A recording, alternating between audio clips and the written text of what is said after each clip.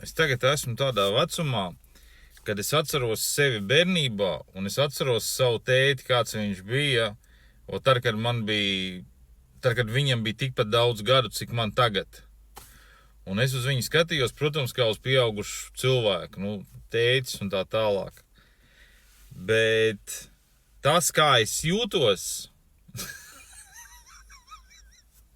absolūti ar pieaugušu cilvēku, nekādi nesaiet kopā.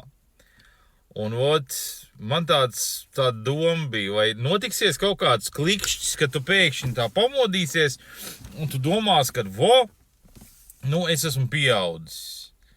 Jo man liekas kaut kā iekšēji sev galvā, ka 21. gadā, es biju pieaugušāks nekā tagad 2 reizes vairāk pāri. Es nezinu. Kaut kā viss tas. Bet es te runājos ar jauniešiem.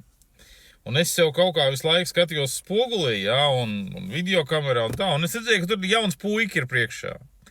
Bet te bija apmēram tas pats, kas ar vecā anekdotē, kad arī kaka domā, ka viņi ir daļa no organisma, kamēr viņi neizkakā, vai ne?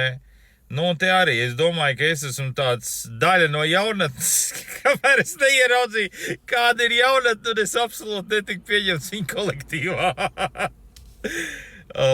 Tā kā, figi viņi zina. Labi, jābrauc strādāt. Šodien kā jauka diena būs. Visiem arī forša diena.